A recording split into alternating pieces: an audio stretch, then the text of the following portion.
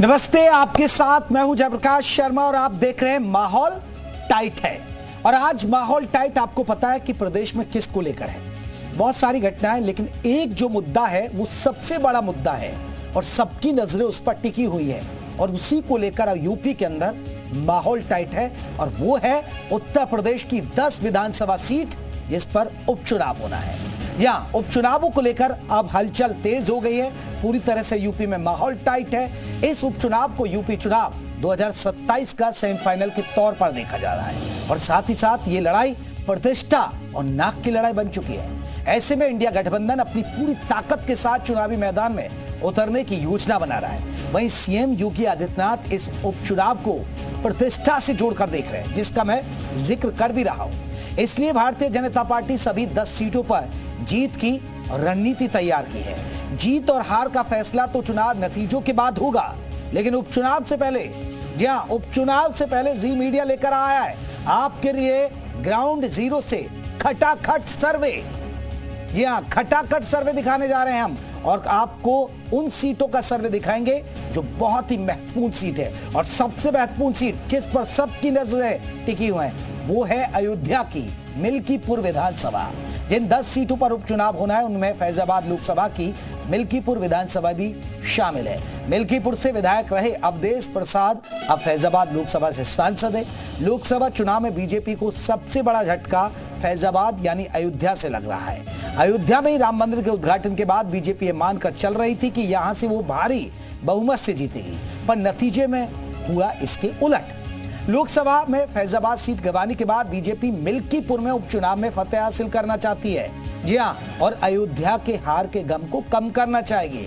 एक तरीके से कहें बदलापुर होगा अगर बीजेपी मिल्कीपुर जीत लेती है, क्योंकि वो अवधेश प्रसाद की सीट थी और वो अयोध्या से सांसद बने। इस बात का अंदाजा इसी बात से भी लगाया जा सकता है कि उपचुनाव के ऐलान में काफी पहले से ही मुख्यमंत्री योगी आदित्यनाथ एक्टिव हो गए, सक्रिय हो गए। आज भी वो मिल्कीपुर में थे।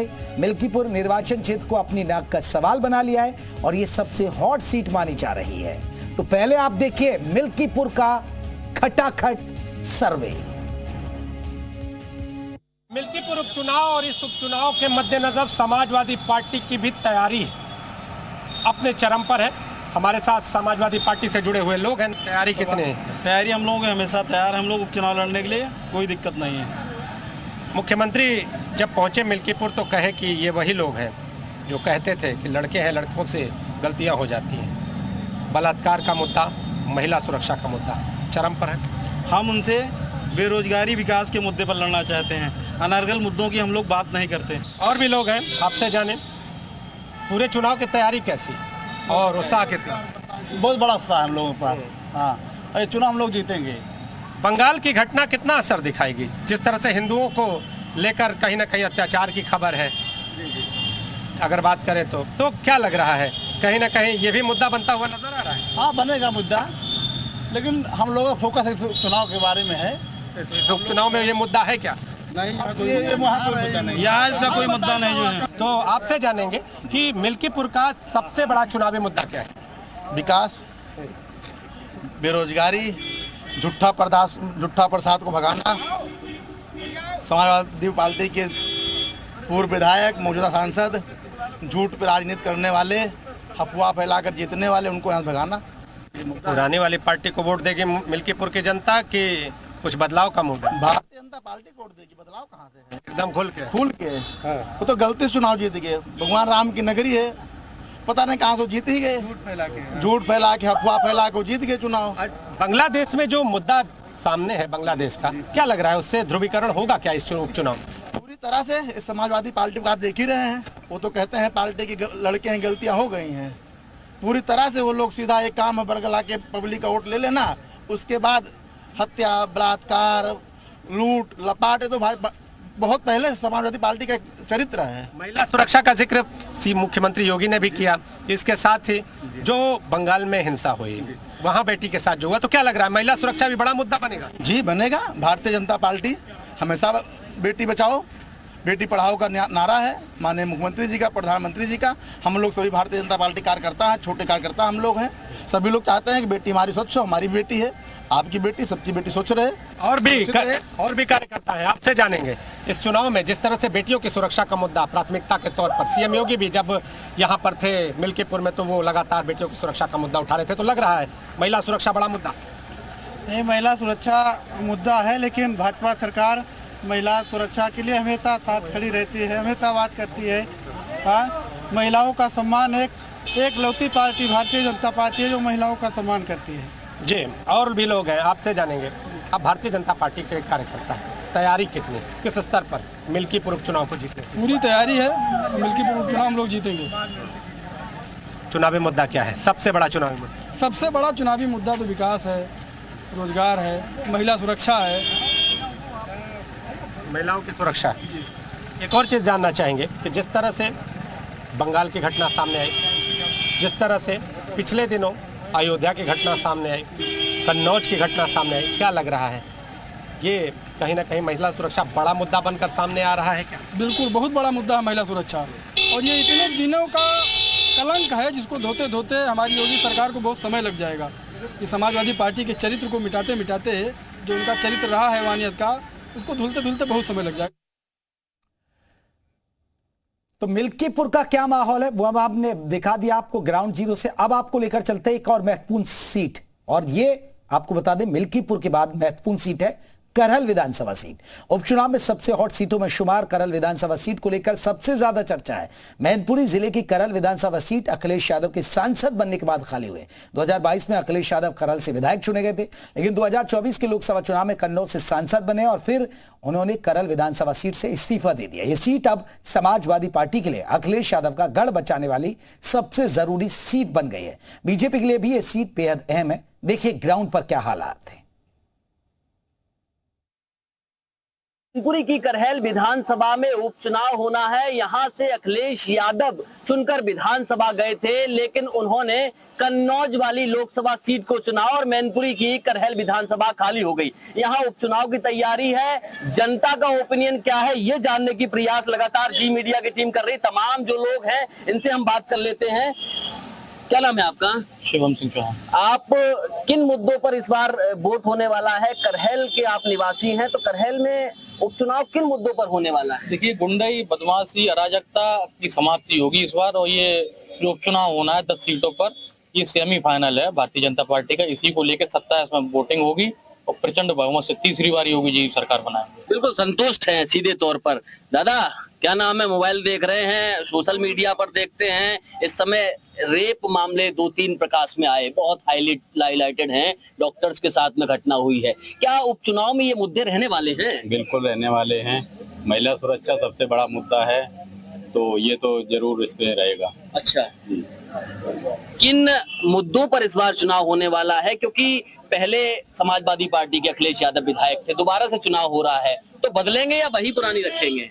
इस बार तो बदलने की उम्मीद है। अच्छा, ऐसी उम्मीद की जा रही है कि इस बार बदलेगा। मन बना लिए हैं? बिल्कुल बना लिए हैं। बीजेपी को सपोर्ट करने का मन है इस बार, जनता का इसी तरफ हो जाए। अच्छा, तमाम लोग और भी मौजूद हैं, उनसे हम बात कर लेते हैं। क्या नाम है भैया आपका? दयानंद। दयानंद जी, किन मुद्दों पर इस बार वोट करेंगे करहल में? बिल्कुल, किन मुद्दों पर करेंगे? वही अमन चैन है, शांति है। अच्छा, हाँ बिल्कुल है। और पेंशन जो मिल रही है, किसान निधि मिल रही है, वो मिल रही है। अच्छा। और योगी राज में खुशहाली है चारों तरफ। अच्छा। इसी मुद्दे को लेकर वोट करेंगे। तो पुरानी वाली पार्टी को वोट देंगे या बदलाव सोच रखे हैं? बदलाव आएगा, बिल्कुल बदलाव आएगा।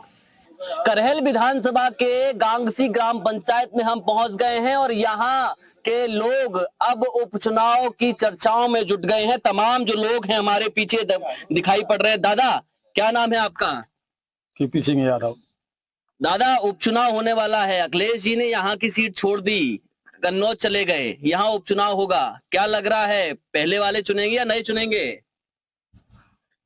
यहाँ पर समाजवादियों का गढ़ रहा है और समाजवादी पार्टी यहाँ से हमेशा जीतती रहेगी। और यहाँ पर जो प्रत्याशी वो तेज प्रताप यादव होंगे और भारी मतों से, राष्ट्रीय अध्यक्ष से भी ज्यादा मतों से रिकॉर्ड से जीतेंगे। ठीक है, सपा के गढ़ के रूप में इसको देखते हैं। तमाम लोग अपनी अपनी राय पेश कर रहे हैं। क्या लग रहा है मुद्दा इस बार का?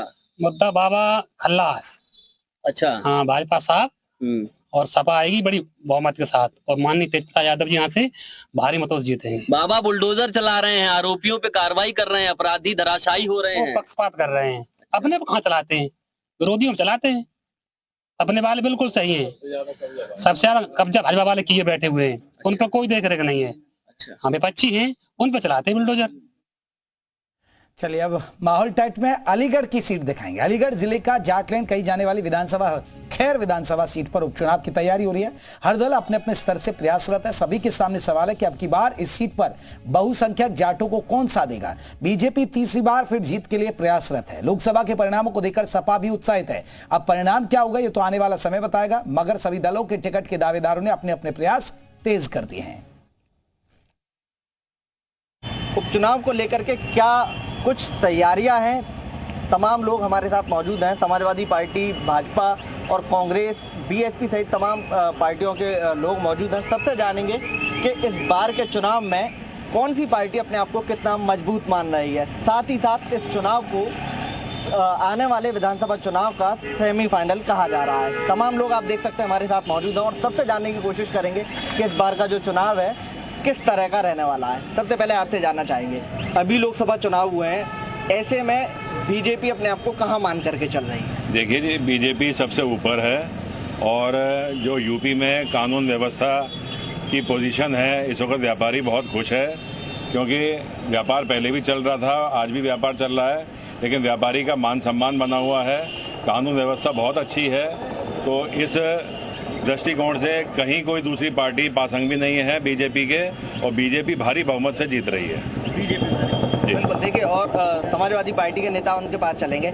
ये बताइए, इस बार के चुनाव में अखिलेश यादव पूरा जोर लगा रहे हैं उपचुनाव में, क्या मानते हैं, कहाँ आप लोग इस चुनाव में नजर आ रहे हैं? देखिए, लोकसभा चुनाव के अंदर समाजवादी पार्टी उत्तर प्रदेश के अंदर पहले स्थान पर है और पूरे देश में तीसरे स्थान पर आने का काम किया है। ये जो है ये जनता ने दिखा दिया है कि जनता ने जिस तरीके से क्या नाम है दिखाने की कोशिश करी है कि पिछले कुछ सालों से जो भाजपा की सरकार जो चल रही है, उस सरकार के अंदर कितने कार्य किए गए हैं, कितना झूठ बोला गया है, कितना लोगों को बहकाया गया है। बिल्कुल, देखिए कांग्रेस के नेता हैं, उनसे जानने की कोशिश करेंगे। ये बताइए, आप कांग्रेस से हैं, कांग्रेस का पक्ष रखते हैं, लोकसभा चुनाव का असर पड़ेगा इस चुनाव में?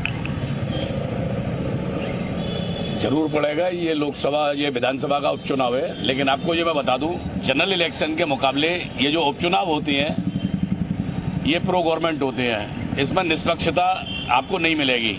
रही दूसरी बात, चुनाव किन मुद्दों पर होगा ये आप देख लीजिए। नारी अस्मिता के साथ खिलवाड़ हो रहा है, कानून व्यवस्था बिल्कुल जर्जर हो चुकी है। क्या मानना है, मतलब चुनाव से पहले ही आप हथियार डाल रहे हैं? हथियार डालने की क्या बात है? ये तो इनकी नीयत में इनकी फर्क देख रहा है। मोदी जी की आप बात करते हैं, मोदी जी के नाम पर ये इलेक्शन लड़ते हैं जितने भी। सुनिए, ये कैलकाटा वाला जो बंगाल का हो रहा है, कैलकाटा हो रहा है, बांग्लादेश में जो इस समय प्रकरण चल रहा है, हिंदुओं पर अत्याचार हो रहा है, क्या मानते हैं इस चुनाव में वोटों का ध्रुवीकरण हो सकता है? बिल्कुल ध्रुवीकरण नहीं है। देखिए, हिंदू को एक होना पड़ेगा, देश के नागरिकों को एक होना पड़ेगा, क्योंकि कांग्रेस, समाजवादी और कुछ क्षेत्रीय दल हिंदुओं को बांटकर उनको जातिगण उसमें समीकरणों में बांटना चाहते हैं, और उस तरह से देश को फिर से ये, हमारे पास उदाहरण बांग्लादेश का है, हमारे पास उदाहरण पुराने पाकिस्तान का है, कश्मीर का है, अफगानिस्तान का है। बिल्कुल, देखिए और भी लोग हैं जिनसे हम जानने की कोशिश करेंगे। आपसे जानना चाहेंगे, ये बताइए, कोलकाता में भी महिला डॉक्टर की हत्या हुई, इसके अलावा यूपी में भी कई रेप के मामले सामने आए हैं, बीजेपी इसका सपा से कनेक्शन निकाल दिया, क्या मानते हैं इस चुनाव में असर पड़ेगा इन सारी चीज़ों? चुनाव में मेरे हिसाब से कोई असर नहीं पड़ेगा। बीजेपी बहुत स्ट्रांग है, क्योंकि बीजेपी के समय से अगर हम बहुत ध्यान से देखें, पहले गुंडा राज होता था, उस समय माफिया लोग आते थे, आज भू माफिया, गुंडा राज सारा खत्म हो चुका है, सब एकदम क्लीन लोग काम करते हैं, व्यापारी। तो खैर को दिखाया। अब अंबेडकर नगर चलते हैं। अंबेडकर नगर स्थित कटेरी विधानसभा सीट सपा का मजबूत किला माना जाती है। इससे पहले सपा नेता लालजी वर्मा यहां विधायक थे, लेकिन लोकसभा चुनाव जीतने के बाद उन्होंने इस्तीफा दे दिया था। लालजी वर्मा के सांसद चुने जाने के कारण कटेरी विधानसभा सीट खाली हुई। यहां की ग्राउंड रिपोर्ट क्या है, ये देखिएगा।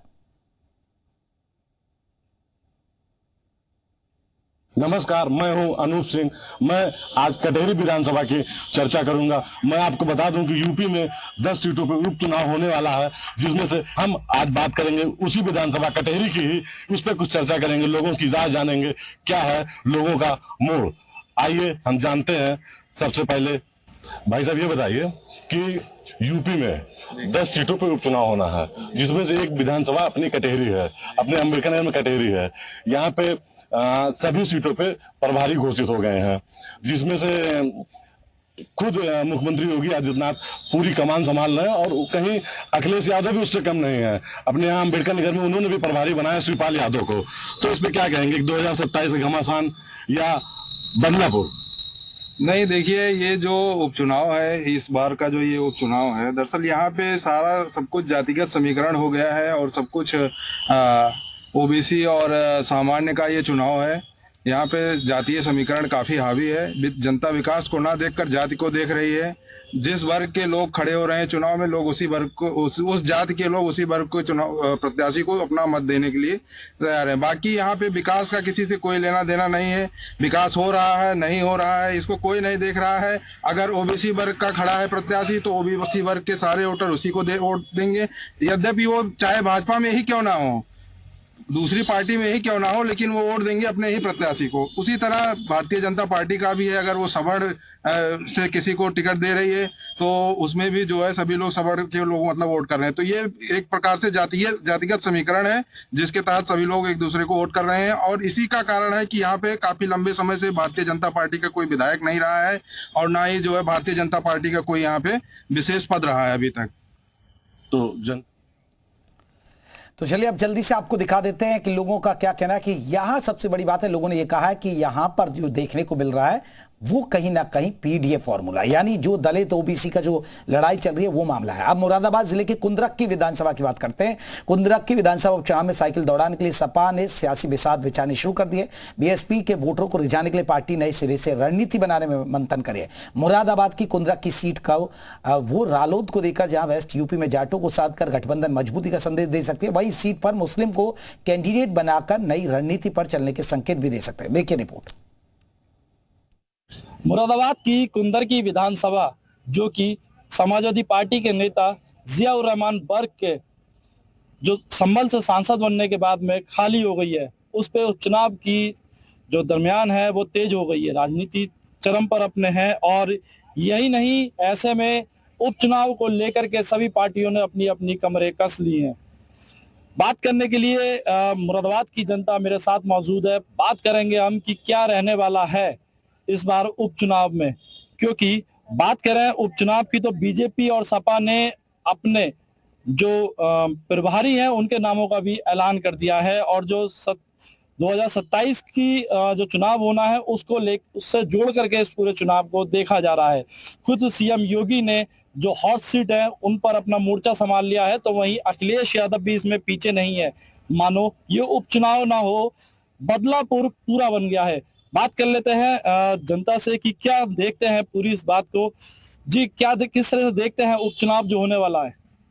ये उपचुनाव बहुत महत्वपूर्ण है। ये सन 2027 का जो है टारगेट फिट करेगा और सरकार जितने भी साम दंड भेद है वो अपना रही है। बीएलओ की जो ड्यूटी लगा रखी है, उन बीएलओ में उन्होंने जो उनके समर्थक हैं उनकी पार्टी के, उनको लगाया है। जो उनके विरुद्ध वोट करने वाले लोग हैं उनके वोट काटे जा रहे हैं, उनको अलग अलग डिवाइड किया जा रहा है अपने तरीके से, और जो राशन डीलर हैं उनको हड़काया जा रहा है, ग्राम प्रधानों को हड़काया जा रहा है। सरकार अपने तरीके के सारे मापदंड